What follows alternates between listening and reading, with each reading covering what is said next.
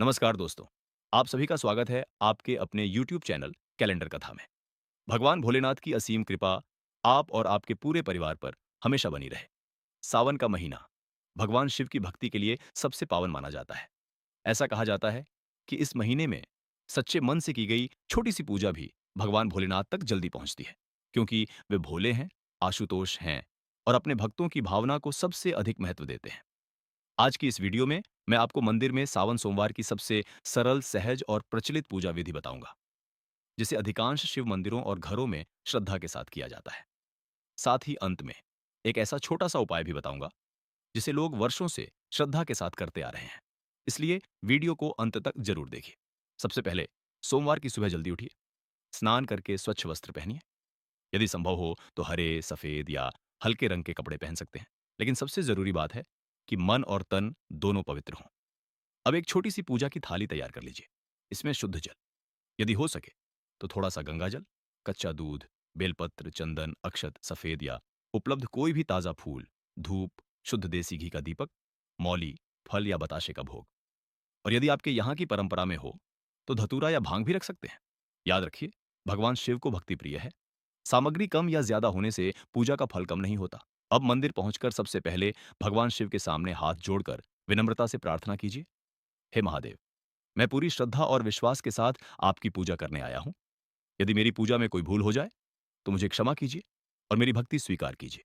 यदि मंदिर की व्यवस्था अनुमति दे और वहां के पुजारी निर्देश दें तो शिवलिंग पर पहले से चढ़ी सामग्री को स्वयं हटाने के बजाय मंदिर की व्यवस्था का पालन करें।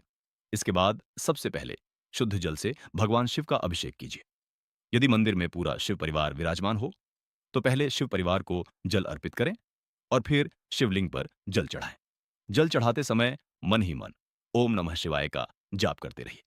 इसके बाद थोड़ी मात्रा में कच्चे दूध से अभिषेक करें और फिर एक बार पुनः शुद्ध जल अवश्य अर्पित करें। परंपरा में पंचामृत अभिषेक भी किया जाता है, लेकिन अंत में जल से अभिषेक करना शुभ माना जाता है।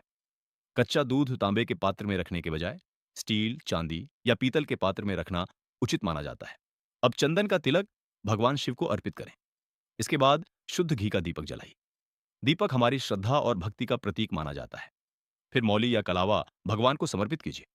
यदि आपके यहाँ जनेऊ चढ़ाने की परंपरा है तो श्रद्धा से जनेऊ भी अर्पित कर सकते हैं। अब बारी आती है भगवान शिव के सबसे प्रिय बेलपत्र की। ध्यान रखिए कि बेलपत्र 3 पत्तों वाला और बिना फटा हुआ होना चाहिए। चाहें तो उस पर चंदन से छोटा सा ओम बनाकर भगवान को अर्पित करें। इसके साथ धतूरा, शमी के पत्ते या अन्य प्रिय सामग्री यदि उपलब्ध हो और आपके क्षेत्र की परंपरा में हो तो श्रद्धा से चढ़ा सकते हैं। इसके बाद फूल, अक्षत और फल या बताशे का भोग अर्पित करें। कई भक्त इस दिन काले तिल भी श्रद्धा से भगवान शिव को समर्पित करते हैं। अब धूप और दीप दिखाइए और पूरे मन से भगवान शिव की आरती कीजिए। यदि समय हो तो शिव चालीसा, महामृत्युंजय मंत्र या केवल ओम नमः शिवाय का जाप भी कर सकते हैं। पूजा के दौरान जल्दबाजी बिल्कुल न करें। भगवान शिव को दिखावा नहीं, बल्कि सच्चा भाव सबसे अधिक प्रिय है। अब एक छोटी सी लेकिन बहुत सुंदर परंपरा की बात।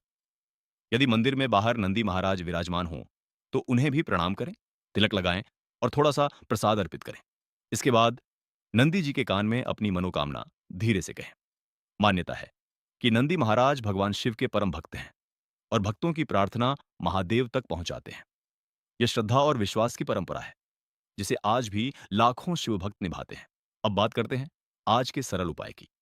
यदि आप चाहते हैं कि आपके जीवन में मानसिक शांति, सकारात्मकता और भगवान शिव की कृपा बनी रहे, तो सावन के सोमवार के दिन पूजा के बाद अपनी सामर्थ्य के अनुसार किसी जरूरतमंद को अन्न, फल, जल या वस्त्र का दान जरूर करें।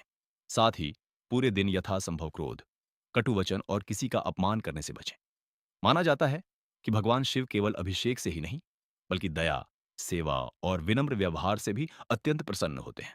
यदि किसी कारण से आप मंदिर नहीं जा पाते हैं तो बिल्कुल चिंता मत कीजिए। अपने घर में स्वच्छ स्थान पर भगवान शिव का स्मरण करते हुए केवल शुद्ध जल, बेलपत्र और ओम नमः शिवाय मंत्र के साथ भी श्रद्धापूर्वक पूजा कर सकते हैं। भगवान शिव भाव के भूखे हैं, भव्यता के नहीं। अगर आपको यह जानकारी उपयोगी लगी हो तो वीडियो को लाइक जरूर कीजिए। कमेंट में हर हर महादेव अवश्य लिखिए और बताइए कि आपके यहाँ सावन सोमवार की पूजा किस प्रकार की जाती है। अगर आप कैलेंडर कथा चैनल पर पहली बार आए हैं तो चैनल को सब्सक्राइब करके बेल आइकन जरूर दबा दीजिए। धन्यवाद।